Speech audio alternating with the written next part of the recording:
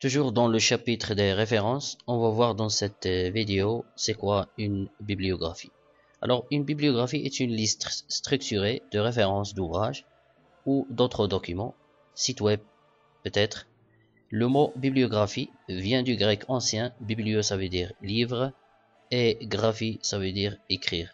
Alors tout simplement la bibliographie c'est une fonctionnalité qui permet d'ajouter les références utilisées dans un document. Alors passons à la pratique pour voir comment insérer une bibliographie. Tout simplement, on va essayer d'insérer à côté de la table des matières une bibliographie, dans toujours l'onglet références. Dans le groupe citation et bibliographie, on a l'option bibliographie. Alors on va insérer la bibliographie prédéfinie, la première bibliographie prédéfinie. Et là, il va nous afficher aucune source bien sûr dans la bibliographie parce qu'on n'a rien ajouté à cette bibliographie. Alors avant d'insérer une bibliographie, il faut déjà insérer ce qu'on appelle des citations. Par exemple, on va ajouter une nouvelle source, un ouvrage, l'auteur c'est moi par exemple.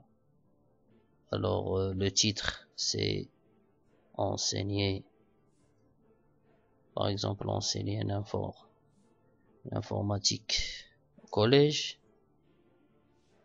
L'année c'est 2016 par exemple. La ville c'est Meidelt. La maison d'édition c'est Mouche par exemple. Alors et on va cliquer sur OK. Voilà, on a ajouté une source. Cette source il va s'ajouter automatiquement au texte. Donc Aziz c'est l'auteur et l'année d'édition. Alors on va supposer que on a pris, disons, ce paragraphe à partir, le premier paragraphe, dans les points cardinaux à partir d'un ouvrage, ou bien à partir d'un site web. Alors on va cliquer à la fin du paragraphe et on va ajouter une deuxième source. Alors on va voir que, alors on va prendre un article du journal. L'auteur c'est Michel. Alors le titre c'est informatique.